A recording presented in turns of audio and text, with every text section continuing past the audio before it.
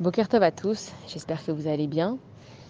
Et je fais cette voice parce que, bon, évidemment, tout le monde parle avec tout le monde et il faut qu'on ouvre les yeux. On est en guerre. Maintenant, on est en guerre physique, mais on est surtout en guerre psychologique. Alors, il y a des messages qui sortent. Je ne sais pas si c'est vrai, mais dans la Torah, on dit Ezeu Chacham, qui c'est qui est intelligent, Aroe et Anolad, celui qui voit dans l'avenir, celui qui voit qu'est-ce qui va naître. Et dans les messages, ils nous disent que les Arabes, ils vont commencer à publier des vidéos des gens qui sont à Gaza, qui sont en train de plaider pour leur vie, ils vont publier des vidéos de ce qu'ils ont fait. Maintenant, il faut comprendre plusieurs choses. C'est que déjà, on n'a pas besoin des Arabes et de leurs vidéos pour comprendre combien c'est un peuple qui est bas, qui est cruel et qui est même pas comparable aux animaux, tellement que ce serait une insulte aux animaux qu'Akadosh Baruch Hu, il a créés. Maintenant, eux, ce qu'ils essayent de faire, c'est de nous déstabiliser. Parce qu'ils savent que le peuple juif, on en a vu. Ils savent, on a subi tellement de malheurs, mais maintenant, ils essayent de toucher la génération des jeunes. Pourquoi? Parce que sans qu'on le veuille, quand on scrolle sur Instagram, sur Facebook, tous ces réseaux sociaux, sans faire exprès, on va tomber sur des vidéos atroces. Et ces vidéos, en fait, elles nous font du mal à notre neshama, à notre corps physique, mais elles font du mal à notre neshama et elles nous mettent complètement à plat. Et ils savent très bien que si on n'a pas le moral, on n'y arrivera pas.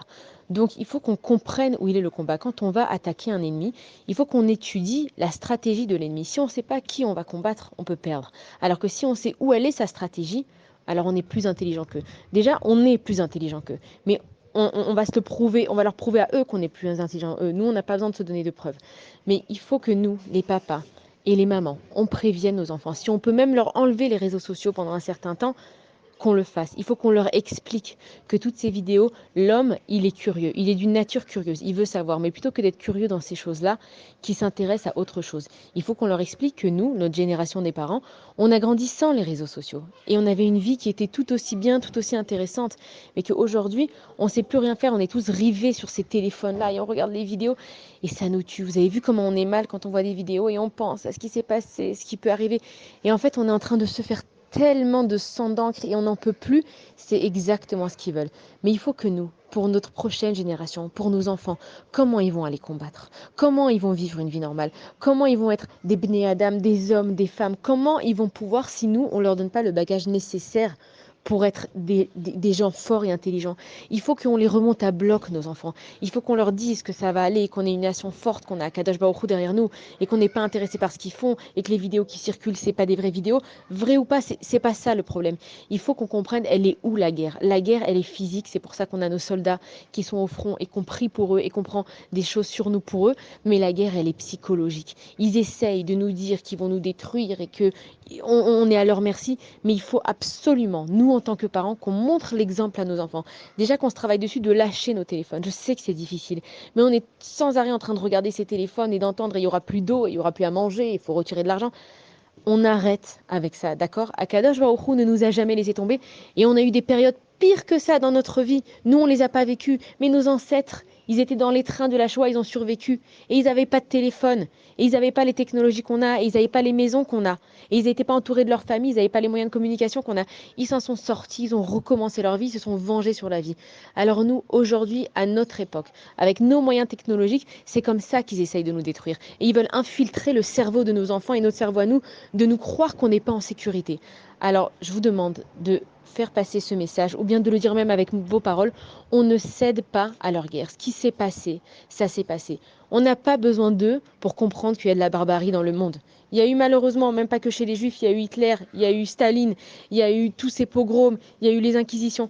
On n'a pas besoin des Arabes pour nous prouver qu'il y a de la barbarie dans le monde. Alors qu'est-ce qu'on va regarder? C'est comme si maintenant il y a quelqu'un qui vient et qui dit aux parents, regardez, ce soir il y a un film d'horreur qui passe, mettez vos enfants devant. Vous allez dire, ah non, pas du tout, ça va être grave pour eux, ils vont jamais s'en remettre. Mais c'est ça ce qu'ils nous font vivre, à mettre leurs vidéos. Pourquoi vous croyez qu'ils ont mis des caméras sur eux? C'est pour nous tuer physiquement, psychologiquement. C'est ça, le Ham Israël, ils savent que ils peuvent nous faire du mal au niveau physique. Ils peuvent et ils le font.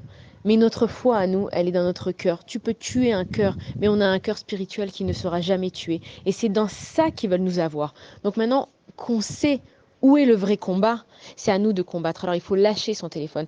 Il faut désinstaller même les applications. Moi, il y a des applications que j'ai gardées parce que j'en ai besoin, parce que je l'utilise pour communiquer, parce que je l'utilise pour me détendre aussi.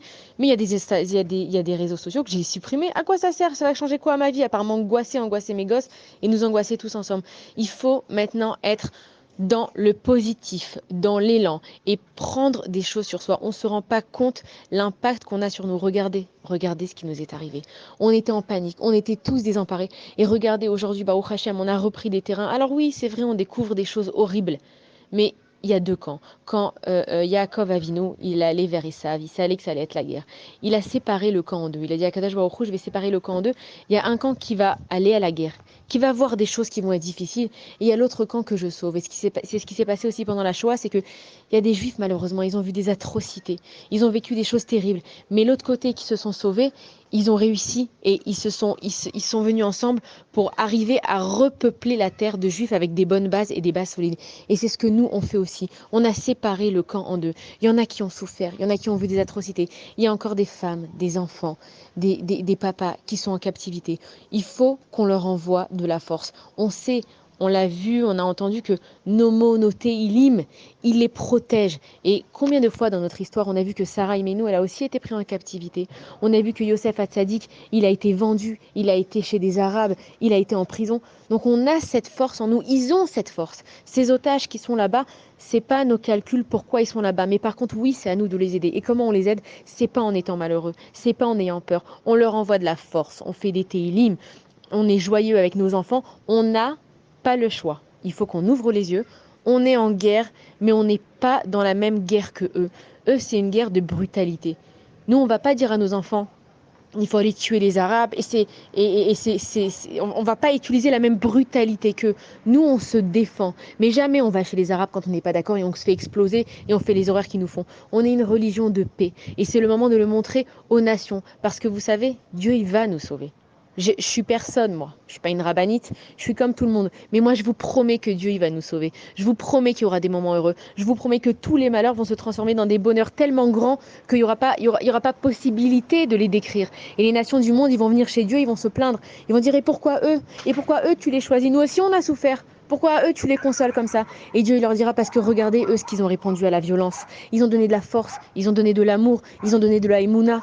Nous, jamais on a tué pour une autre religion, jamais on a forcé personne à se convertir au judaïsme par force ou par brutalité, parce qu'on est une religion de paix, on est une religion de vérité, et surtout, on est une religion d'amour. Donc, on donne de l'amour et on arrête. Il y a des choses qui sont là pour nous stresser.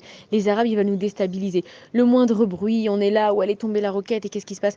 Venez, on regarde les miracles. Regardez, si vous parlez de chiffres proportionnellement parlant, ils auraient pu faire tellement pire. Ils auraient pu faire tellement pire. Ils ont fait ce qu'ils ont fait. Akadosh Baruch Hu, ils voient. Ils calculent exactement la peine que chacun il a eue. Il y a nos frères et nos sœurs qui sont encore en captivité. Il y a encore beaucoup de blessés. On a besoin de notre force. Alors ce message est là pour vous dire de garder la émouna, d'arrêter de regarder ces nouvelles. Ça sert à rien. Ça changera rien à votre vie.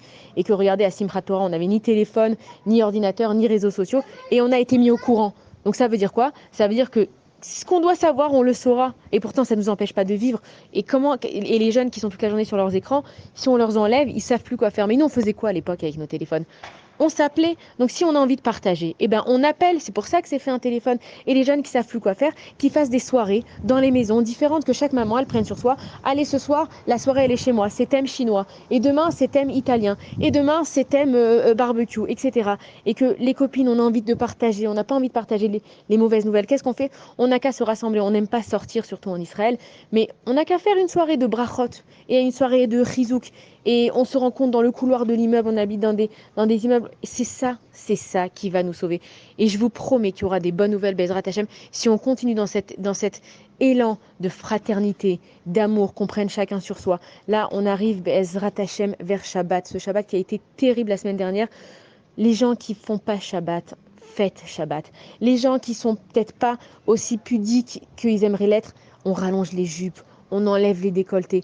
On sait regarder dans le monde dans lequel on vit, est-ce que c'est important finalement, toute cette matérialité, toutes ces choses pour lesquelles on perd du temps. Là, on se rend compte de la vérité. Il faut qu'on envoie de la force à nos frères et sœurs et de la force de la force à tous ces chayalim qui sont en train de se battre le jour et la nuit pour nous. Et il y a un élan magnifique dans le Ham Israël. Donc on ne perd pas cet élan. Et on transmet des bonnes nouvelles. Et on transmet de la force. Et on transmet de l'aïmouna. Et notre neshama, elle n'est pas bien parce qu'elle a besoin de spiritualité. Donc on se force à écouter de la bonne musique. On se force à écouter des bons cours qui vont nous mettre des bonnes idées dans la tête. On n'écoute plus ces nouvelles qui, des fois même, elles sont fausses. Ça nous pourrit la vie pour rien. Donc on est en guerre, mais on est dans une guerre psychologique et on va gagner comme on a toujours gagné. Je vous embrasse à tous et surtout, surtout, surtout, ne vous inquiétez pas.